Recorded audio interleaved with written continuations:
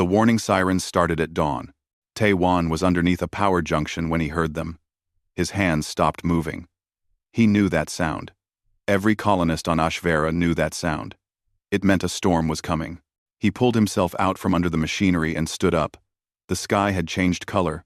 What should have been pale blue was now dark purple. The clouds moved fast, twisting into shapes that made his stomach tight. He had seen storms before. This one looked different. This one looked angry. His radio crackled. All personnel. Evacuate to central bunker. Repeat. Evacuate to central bunker immediately. This is not a drill. Tae-Wan grabbed his tool bag and started walking. The central bunker was 2 kilometers away. He had time. The storm was still far out, gathering strength over the eastern mountains. He could see lightning jumping between the clouds, but it was silent. Too far away for sound yet. Other colonists were already moving. The walking paths filled with people and aliens of different species. Everyone moved in the same direction. Toward the center of the colony, where the reinforced bunker waited underground. Most stayed quiet. Some carried children, or bags of belongings. Fear hung in the air like smoke. Tae-Wan walked past the residential ring. These were the outer buildings, the cheaper homes where families lived. The structures were decent, but not as strong as the buildings in the colony center. During storms, these homes always took the most damage. He saw Shira outside her home, trying to secure the door panel. She was Velhari, one of the cat-like aliens who had come to Ashvera 5 years ago. Her fur was gray with black stripes. She stood maybe half his height. Her 3 cubs watched from the doorway. Their large eyes worried. "The panel is stuck," Shira said when she saw him. Her voice was high and musical, like most Velhari.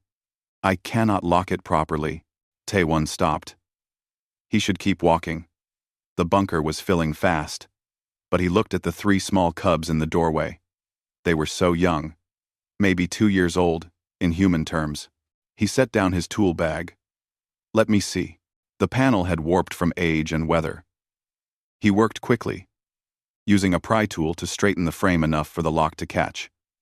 Behind him, the wind started to pick up. The first real gusts were reaching the colony.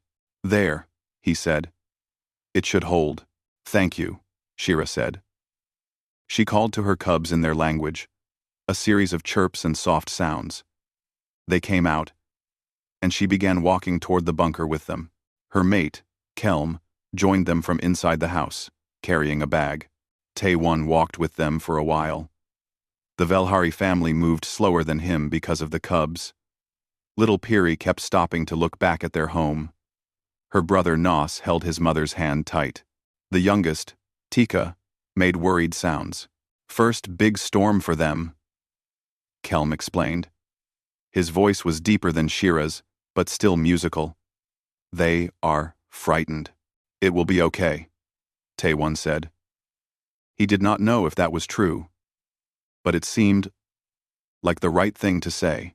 They reached the first checkpoint. A colony officer was directing people. Residential ring residents. Take the east route. Central district. West route. Keep moving. Tae-Wan went west. The Velhari family went east. He looked back once and saw little Piri watching him. She raised one small paw in goodbye. He nodded and kept walking. The wind grew stronger. Dust and small debris began flying through the air. Tae-Wan pulled up his jacket collar and moved faster. The sky was fully dark now, though it was only mid-morning. The purple clouds had spread across the entire sky like a bruise. The first lightning struck close. The boom made everyone jump. A power line exploded in sparks 2 streets over. People started running. The orderly evacuation became a rush. Tae-Wan was 50 meters from the bunker entrance when the real storm hit. It came like a wall. The wind went from strong to impossible in seconds. People were knocked down. Light posts bent and snapped. Windows shattered in nearby buildings. The air filled with flying objects, metal and plastic, and glass all spinning through the air like weapons. Tae-Wan pushed forward. His legs were strong. He was human. Humans could handle this. He had to believe that. The bunker entrance was ahead. Colony officers were waving people in, shouting to hurry. The heavy blast doors were starting to close. Protocol said they had to seal the bunker before the worst of the storm arrived. Tae-Wan was 10 meters away when his radio crackled again. Through the static and wind noise, he heard something. A voice. Crying. No. Multiple voices. Small voices. Help. Please. Anyone. Sector 7. Residential. Building collapsed. We are trapped. Sector 7. That was where the Velhari family lived. Tae-Wan stopped walking. People rushed past him toward the bunker. The blast doors were halfway closed now. 5 meters of opening left. Maybe less. His brain said go. Get to safety. You cannot help anyone if you are dead. That is logical. That is smart.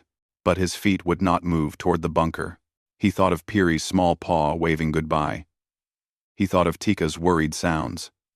He thought of how Shira had thanked him for fixing the door panel.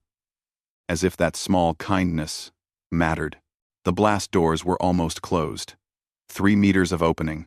Tae-Wan turned around. He started running back into the storm. Away from safety. Toward Sector 7. Behind him he heard shouting. What are you doing? Come back! The doors are closing! He did not look back. The wind hit him like fists. Rain started falling. Heavy drops that felt like stones. Lightning struck close enough that he felt the electricity in his teeth. The colony was coming apart around him. A roof panel flew past his head, missing by centimeters. A tree crashed down across the path. He jumped over it and kept running. His radio crackled one more time. This is final warning. Bunker doors sealing in 10 seconds. 9. 8. Tae-Wan ran faster. His lungs burned. The storm screamed around him like a living thing. Sector 7 was ahead. Through the rain and darkness, he could see the residential buildings. One of them was already half collapsed, its walls leaning at a wrong angle. 7. 6. 5. He did not hear the rest of the countdown. The storm swallowed all other sounds. There was only wind and rain and thunder and the sound of his own breathing. Somewhere in the chaos ahead, children were trapped. Tae-Wan ran toward them. The residential building was dying. Tae-Wan could see it as he got closer. The whole structure leaned to one side like a drunk person. Cracks ran up the walls like lightning frozen in stone. Pieces of the roof were missing. Through the broken windows, he could see furniture scattered inside. The wind tried to push him back. Every step forward took all his strength. Rain soaked through his jacket in seconds. His hands were already numb from cold. The temperature had dropped fast. Storm Protocol called this a Class 4 event. Maybe Class 5. The kind of storm that killed. He reached the building entrance. The door hung loose on one hinge. Inside was dark. All power was gone. He pulled out his work light and turned it on. The beam cut through the darkness, showing destruction. The hallway was full of debris. Ceiling panels lay on the floor. Wiring hung down like vines.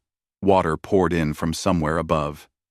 Tae-Wan stepped inside, and immediately the building groaned. The sound went through the walls, through the floor. A deep warning that said this place would not stand much longer. "Hello?" he shouted. His voice was tiny against the storm noise. He tried again, louder. A sound came from deeper inside. A cry. Tae-Wan moved forward. He climbed over a fallen beam. His foot went through a weak floor panel, and he had to pull himself out. The building groaned again. Louder this time. Dust and small pieces of ceiling rained down. The crying got louder as he moved deeper. He recognized it now. Velhari voices. The cubs. He found them in what used to be a living space. The room was a disaster. The entire ceiling had partially collapsed. A huge support beam lay across the floor, and under it, he saw them. Shira and Kelm were trapped beneath the beam. It had fallen across both of them, pinning them to the ground. Blood matted their fur. Shira's leg was bent wrong. Kelm's breathing sounded wet and painful. The three cubs huddled nearby against the far wall. Piri had her arms around her younger siblings, trying to shield them. When Taewon's light found them, all three started crying harder. "You came," Shira whispered. Her voice was weak. "You came back." Taewon dropped to his knees beside them. He grabbed the beam and tried to lift it. His muscles strained. The beam moved slightly, but not enough. It was too heavy, and the angle was wrong. "I will get you out," he said. He looked around for something to use as a lever. I will get you out. He looked around for something to use as a lever. No, Kelm said. Blood bubbled at his mouth when he spoke. "No time. Building will fall. I can do it. Just give me a minute." "Look," Shira said. She moved one paw slightly, pointing up. Taewon looked. More cracks had appeared in the ceiling while he worked. As he watched, a new one spread across the surface like a zipper opening. Pieces of material fell. The building gave another groan, this one lasting longer. She was right. There was no time. "The cubs," Kelm said. "Please." Taewon looked at the three small children pressed against the wall. They looked back at him with huge, terrified eyes. Piri's fur was standing up in fear. Nos was shaking. Tika had her face buried in Piri's side. "I cannot leave you," Taewon said. "You cannot save us," Shira said. Her voice was calm. Too calm. The calmness of someone who had already accepted what was coming. "The beam is too heavy. You know this. We know this."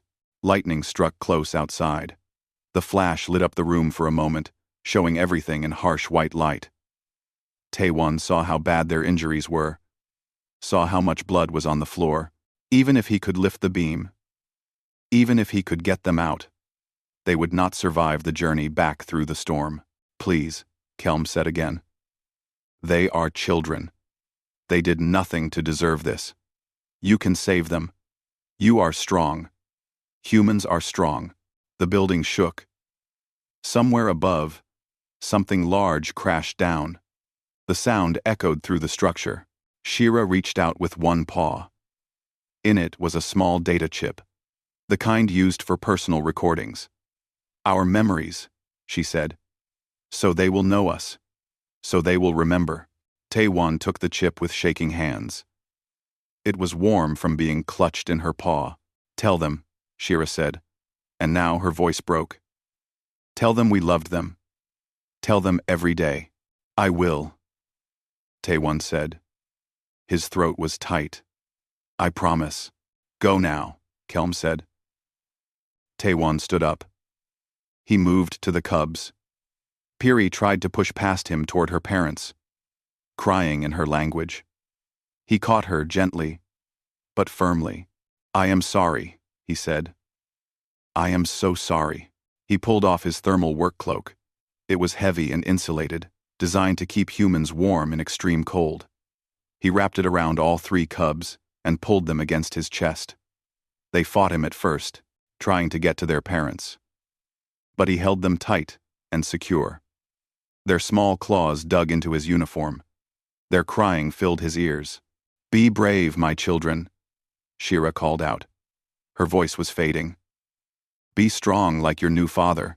Taewon looked back one last time. Shira and Kelm were watching him. Even through their pain, they looked grateful. They looked at peace. "I will take care of them," Taewon said. "I swear it." "We know," Kelm said. "Go, live." Taewon turned and ran. He moved through the destroyed building as fast as he could, with the cubs clutched to his chest. Behind him, he heard a sound like thunder, but deeper. The building was collapsing. He jumped over debris, ducked under hanging wires. The cubs pressed against him, their small bodies shaking with sobs. He could feel their hearts beating fast, like small drums against his chest. He reached the entrance just as the building gave its final groan. He threw himself forward through the doorway. Behind him, the structure came down with a roar that was louder than the storm. Dust and debris exploded outward. Taewon covered the cubs with his body as wreckage flew over them. Something hit his back hard enough to knock the breath from his lungs. He held on to the small lives in his arms and did not let go. When the dust settled enough to see, he looked back. The building was gone. Just a pile of broken material remained. Somewhere underneath, Shira and Kelm were gone too. The cubs cried harder. They knew. Even though they were young, they knew their parents were not coming. Taewon held them tighter. The storm raged around them. Lightning split the sky. Rain poured down. But under his cloak, pressed against his chest, 3 small hearts kept beating. "I have you," he whispered. "I have you now. You are safe." It was a lie. They were not safe. They were in the middle of a deadly storm, far from shelter. But he said it anyway, because they needed to hear it. He stood up, legs shaking, and began the long walk back through the chaos. The cubs stopped fighting. They pressed close to his warmth and held on. Taewon walked into the storm. The world became pain and wind and darkness. Taewon could not see more than 2 meters ahead. The rain came sideways, each drop hitting like a small stone. His work light had broken when the building collapsed. Now there was only lightning to show the way. Brief flashes that turned everything white for a moment before darkness crashed back down. The cubs pressed against his chest under the cloak. He could feel them breathing. Fast, frightened breaths. Sometimes one of them would cry out. A small sound lost in the storm's roar. He kept one arm wrapped around them, holding them secure. His other arm he used to shield his face from flying debris. Walking was hard. The wind pushed from every direction. What used to be streets were now rivers of water and trash. Every step had to be careful. One wrong move and he would fall. And if he fell with the cubs, they might be hurt or washed away. Something large flew past his head. He did not see what it was. Metal, maybe, or plastic. It made a sound like a scream as it went by. A few centimeters closer, and it would have killed him. He kept walking. His sense of direction was gone. Everything looked the same in the storm. Broken buildings, fallen trees, wreckage everywhere. He tried to remember the map of the colony, tried to picture which way led to the central bunker. His mind felt slow and thick. The cold was getting into his bones. The cubs shifted against him. Little Peary made a questioning sound. Something like a chirp. He looked down. Through a gap in the cloak, he could see her eyes watching him. Even in the darkness, her eyes caught what little light there was and reflected it back. Cat eyes. "We are going somewhere safe," he told her. He had to shout for her to hear him over the storm. "Hold on." She pushed her face back against his chest. He felt her small paws grip his uniform tighter. Lightning struck a building to his left. The explosion of light and sound was so close it felt like it happened inside his skull. The building's power conduit erupted in sparks. Electricity arced out in blue-white branches. One branch reached toward him. Taewon threw himself right, away from the arc. He landed hard on his shoulder. Pain shot through his body. But he kept his arms wrapped around the cubs, kept them safe against his chest. The electricity dissipated into the ground where he had been standing. He lay there for a moment, breathing hard. The cubs were crying again, frightened by the fall. He wanted to rest. His body screamed for rest. But if he stopped moving, the cold would take him, the storm would take him. And then what would happen to the small lives he carried? He pushed himself up. His shoulder felt wrong. Time stopped meaning anything. There was only the next step. Then the next. Then the next after that. His legs moved automatically. One foot, then the other. Repeat. Do not stop. Do not think. Just move. A bridge had crossed a drainage channel. Past tense. The bridge was gone now, torn away by the storm. Taewon stood at the edge, looking down into the rushing water below. The channel was 3 meters wide. Usually it was empty or had just a small stream. Now it was a violent river. He would have to jump. He looked down at the cubs. They looked back at him, trust in their eyes. They did not know what was happening. They only knew that this big, strange creature had taken them from their dying parents and carried them into the storm. They trusted him to keep them safe. Taewon stepped back. Then he ran forward and jumped. For a moment he was in the air. Wind tried to push him sideways. Rain battered him. Below, the water rushed past, full of debris and wreckage. If he fell in with the cubs, they would all drown. His feet hit the far side. One foot found solid ground. The other landed on loose gravel at the edge. The gravel slid. He was falling backward toward the water. His good hand shot out and grabbed a piece of rebar sticking from the broken concrete. The metal cut into his palm. He held on. His body swung out over the water. The cubs screamed. His shoulder exploded in pain. But he held on. With strength he did not know he had, Taewon pulled himself up. His muscles shook. His hand bled. But he pulled himself, and the cubs, away from the edge, back onto solid ground. He lay there gasping. The cubs pressed against him, their small bodies shaking. He wanted to tell them it was okay, but he could not make words come. He just held them and tried to breathe. Something warm ran down his side. Blood. He was bleeding from somewhere. He did not know where and did not look. If he looked, he might see how bad it was. If he saw how bad it was, he might give up. He stood, walked, one foot, then the other. The storm grew worse. Wind speeds that should have torn the flesh from his bones. Most species would be dead already. Even other humans might have given up, but Taewon had grown up in the mountains of Earth, hiking with his grandfather through winter storms. His body knew cold, knew pain, knew how to keep moving when everything said stop. He was not the fastest, not the smartest, not the strongest, but he could endure. Humans could always endure. A wall of debris blocked the path ahead. Taewon climbed over it. Halfway up, something sharp cut through his pants and into his leg. He kept climbing. On the other side, he slid down and kept walking. Blood ran down his leg now too. He ignored it. Little Tika, the youngest cub, had stopped crying. That worried him more than when she was crying.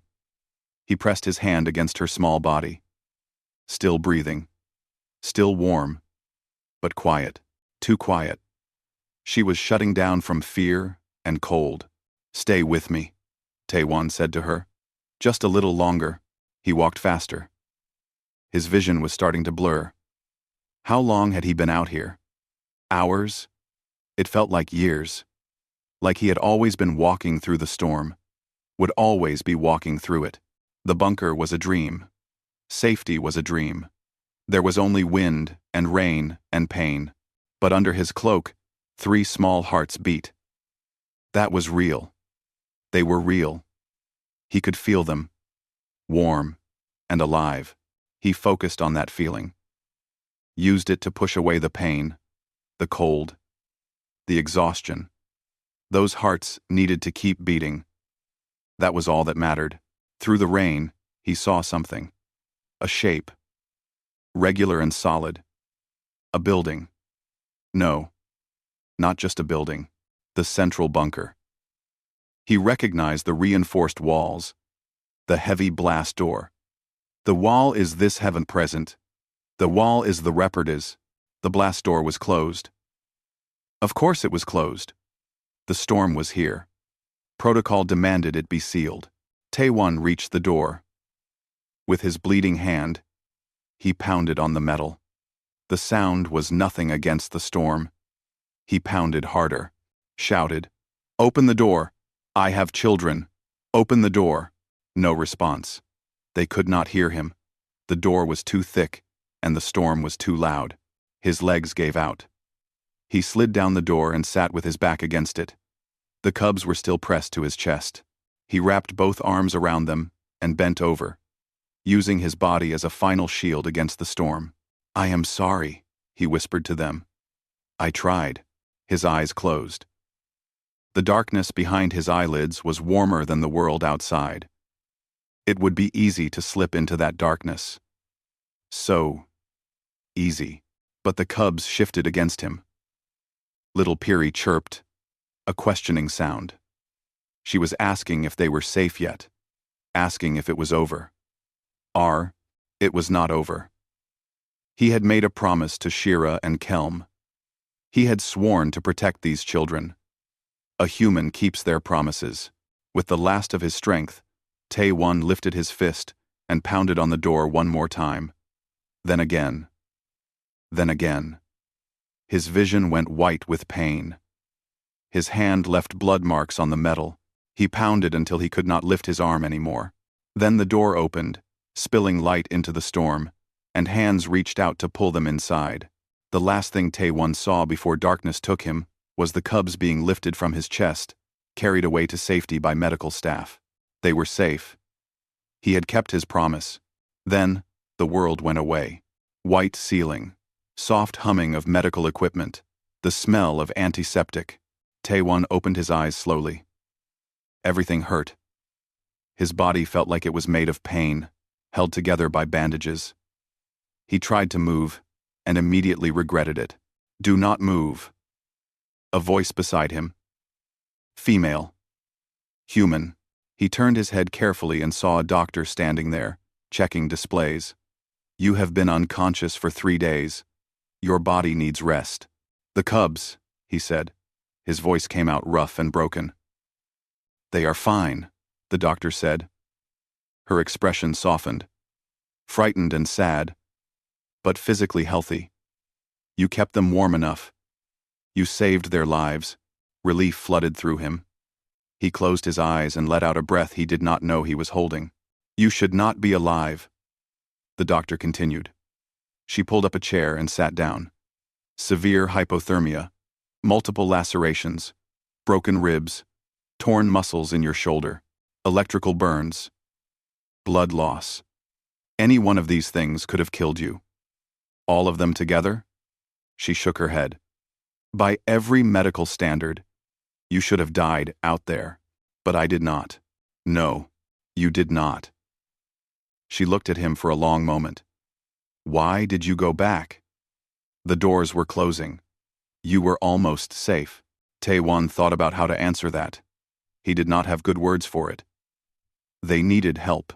They were not your species, not your family. You did not owe them anything. They were children." The doctor was quiet.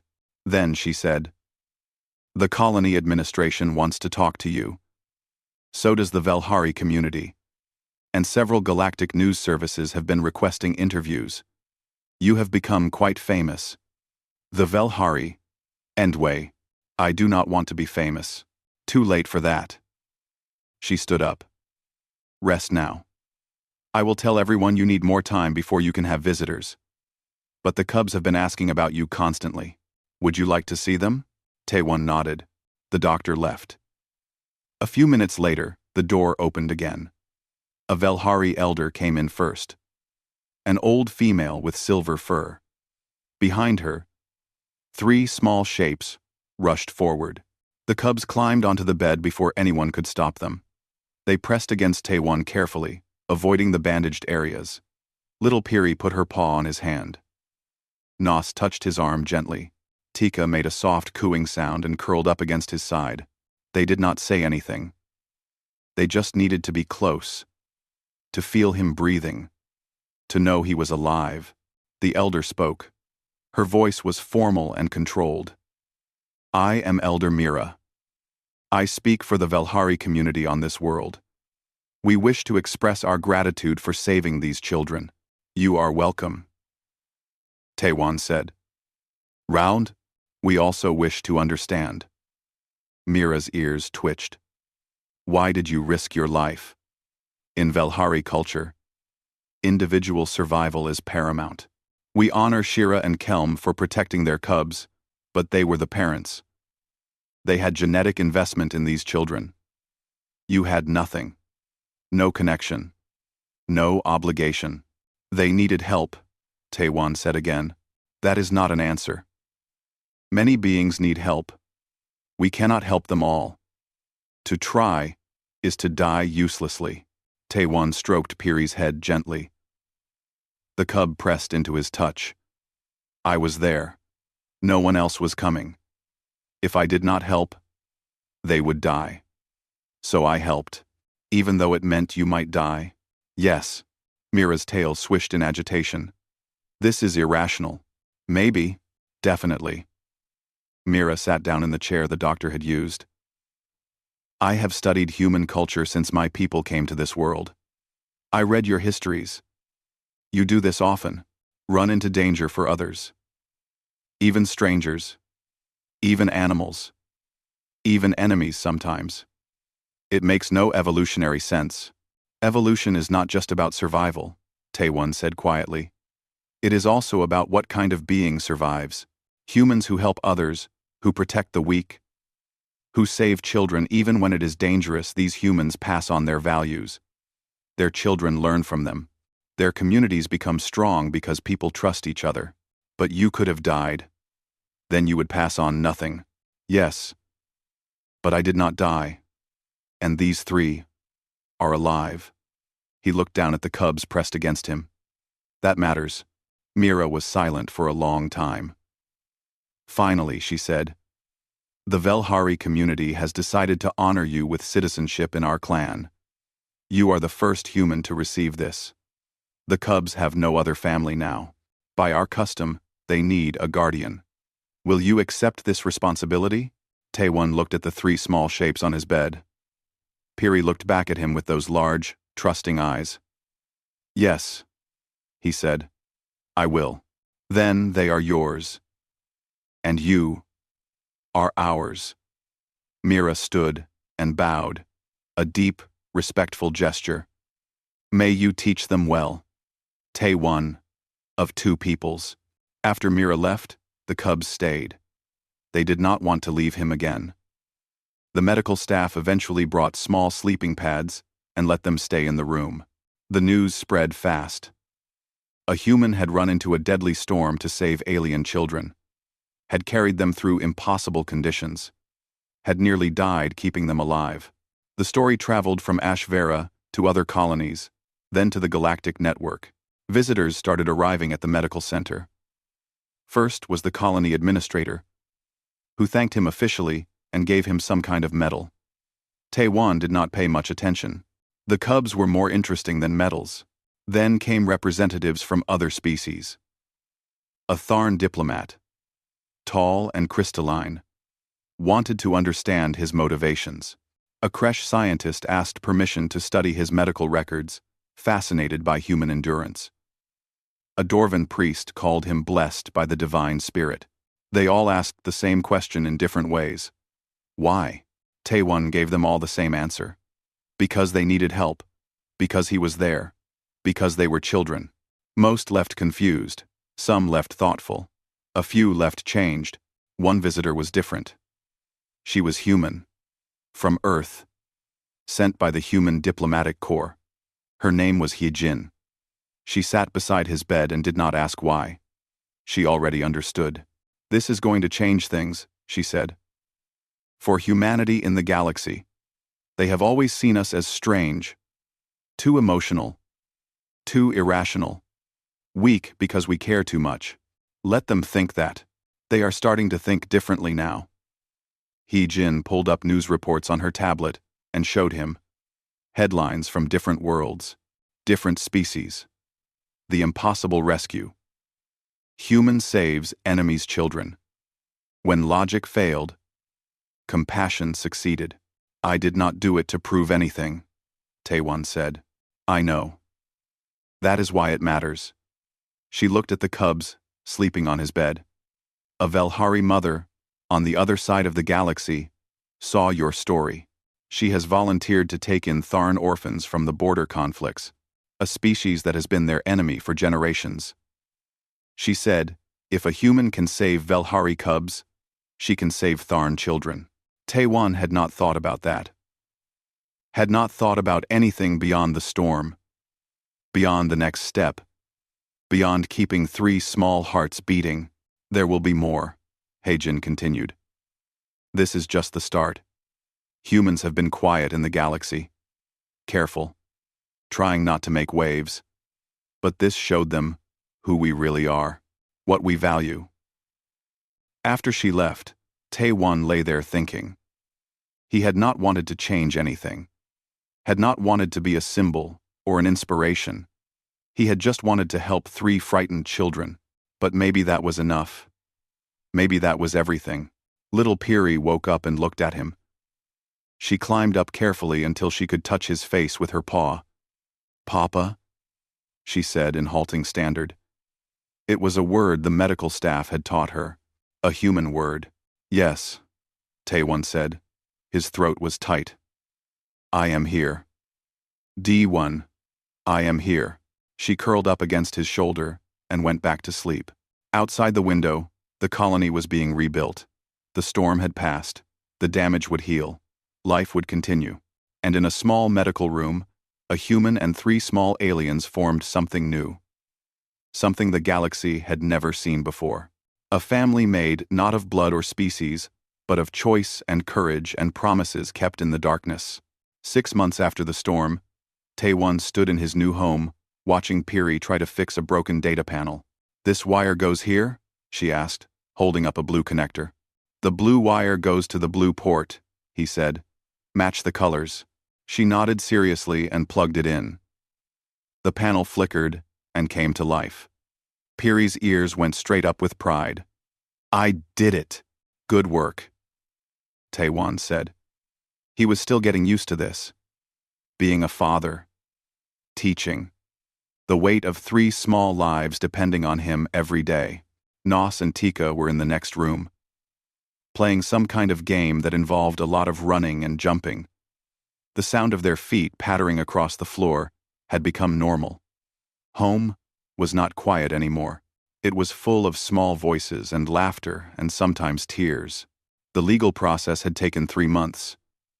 Cross-species adoption was rare. The paperwork was complicated. But Elder Mira had helped, and the Velhari community had supported him. Now, it was official. The cubs were his children. He was their father. The colony had given him a larger home in a rebuilt section of Sector 7. It had 3 sleeping rooms for the cubs and a larger common area. His neighbors were a mix of species, some Velhari families who wanted to be near the cubs, some humans who had heard the story and wanted to meet him, some others who were just curious about the strange family. "Papa, I am hungry," Tika announced, appearing in the doorway. She had learned standard fast. All 3 cubs were picking up languages quickly. "What do you want to eat?" "Noodles, the human kind with the red sauce." Taewon smiled. The cubs had developed a taste for human food. They especially loved noodles and rice, but they also taught him to make Velhari dishes, meat prepared with certain spices, vegetables cooked in specific ways. His kitchen had become a blend of 2 cultures. While he cooked, the cubs gathered around. They liked being close to him. Months had passed, but they still worried when he was out of sight for too long. Trauma from the storm still lived in them. Sometimes, they had nightmares. Sometimes, they would cry for their birth parents. Taewon had finally watched the data chip Shira had given him. It had recordings of the cubs as babies, videos of family celebrations, Shira singing Velhari songs, Kelm teaching Piri how to count, ordinary moments that now meant everything. He made sure the cubs watched the recordings regularly. They needed to remember. Shira and Kelm were their parents too. He was not trying to replace them. He was just the one who carried them forward. "Tell us the story," Nos said as they ate. About the storm, they asked for this story often. Taewon had learned to tell it simply. How their parents had been brave. How they had asked him to keep the cubs safe. How he had carried them through the storm because they mattered more than fear or pain. Your parents loved you very much. He always ended the story. They wanted you to live and grow and be happy. That is why I am here. To make sure their wish comes true. After dinner, there was homework. The cubs attended the colony school now. They learned standard and mathematics and history. Piri was top of her class in technical subjects. Nos loved stories and art. Tika was still young but showed interest in everything. Later, after the cubs were in bed, Taewon sat in the common area and checked his messages. There were many, too many.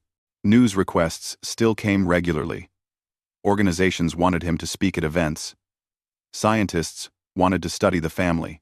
Some messages were from other humans asking for advice they wanted to help alien communities too, but did not know how to start.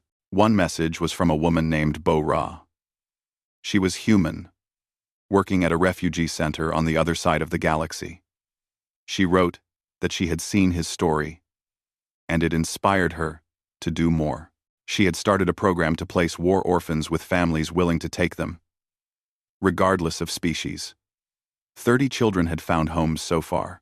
Taewon replied to her message. He tried to reply to the messages that mattered, the ones from people actually helping others, not just curious about him. Another message was from the Human Diplomatic Corps. They wanted to create a formal rescue program based on what he had done. Train humans to respond to disasters on alien worlds. Teach the galaxy that humans could be counted on when things went wrong. He had mixed feelings about that. He had not done it to start a movement. But if his actions helped others, that was good. The door chime rang. Taewon opened it to find Elder Mira standing there. I hope I am not disturbing, she said. Not at all. Come in. They sat in the common area. Mira looked around at the small toys scattered on the floor, the drawings on the walls, the evidence of children everywhere. You have built a good home. I am trying. The cubs are happy. I see them at community gatherings. They laugh. They play with other children. They are healing. Mira's tail swished slowly. The Velhari community is changing because of them. Because of you. How so? We have always been practical. Logical. We help our own first, strangers second if at all. But now, some families are asking questions. If a human can save Velhari cubs, what does that mean? Should we be more open to helping others? Should we take in orphans from other species? What do you think? Mira's ears twitched. I think the galaxy is bigger than our small logic. I think there are types of strength we did not understand. You showed us that. She stood to leave. There is a community meeting next week. About opening our clans to non-Velhari orphans. I wanted you to know. You and the cubs are welcome to attend. Goad. Goad. Goad. Goad. Goad. After she left, Taewon checked on the cubs one more time before bed. All three were asleep. Piri had her arms around her siblings. They slept in a pile like that most nights, finding comfort in closeness. He stood in the doorway watching them. These small beings who had changed his life completely. He had saved them, yes. But they had saved him too. Given him purpose. Made him part of something bigger than himself. The next day was the anniversary of the storm. The colony held a memorial service for those who died. Taewon brought the cubs. They placed flowers at the memorial wall where Shira and Kelm's names were carved. They were heroes, the colony administrator said in her speech. All of them. Those who died protecting others. Those who risked everything to save strangers. This storm took much from us, but it also showed us what we can be, at our best. After the ceremony, other families approached Taewon. Humans, Velhari, Tharn, Kresh, all species represented on the colony. They wanted to thank him, tell him their stories. Some had lost family in the storm. Some had been saved by others. All of them understood that the storm had changed something in the colony, made them more than just different species living in the same place, made them a community. One human man, older with gray hair, shook Taewon's hand firmly. My son wants to join the new rescue program, he said. Because of what you did. I am proud of him. And I wanted to thank you for showing him what it means to be human. Walking home, Piri asked, Papa, why do so many people care about what you did? One. Taewon thought about his answer. Because sometimes people forget what is important. They get caught up in differences, in fear, in being careful and safe, and then something happens that reminds them that we are all just trying to survive and be happy, that we can help each other, that children matter more than fear. We are different from you, Nos said. Different species, yes, and that does not matter. Not when it comes to things like this. That night, Taewon pulled out his old work cloak, the one he had wrapped the cubs in during the storm. It was patched and worn now, stained and faded, but he had kept it. He wrapped it around all three cubs as they sat together on the common room floor. They giggled and pressed close to him. Tell us why you saved us, Piri said. She asked this sometimes, needed to hear it, because when the storm came, Taewon said quietly, you needed someone, and I was there. What if you were not there? Tika asked. Someone else would have come. Maybe, or maybe not, but I was there, so I came. Center for my, maybe no. Even though you could have died? Nos asked. Even though. They sat together under the old cloak. Outside, the HFY night was peaceful. No storms, just stars and quiet. The cubs fell asleep one by one. Taewon sat with them, feeling their warmth, their trust, their love. These small beings, who had lost everything but found a home anyway, who taught him that family was not about species or blood. It was about showing up in the storm, about keeping promises, about believing that some things were worth any risk. The galaxy was learning this too. Slowly, one family at a time, one rescue at a time, one moment of courage that inspired others. Humanity had always been out here, quiet and careful. But now, the galaxy was seeing what humans were really made of. Not just endurance, or strength, or stubbornness, but something deeper. The refusal to abandon those in need. The belief that children should be safe. That strangers can become family. That love is stronger than fear. Taewon looked down at the three cubs sleeping under his old cloak. Safe. Home. Growing into the beings their parents hoped they would become. The storm had taken their home, had taken everything. But when daybreak came, they had been safe beneath a human's cloak, and that had made all the difference.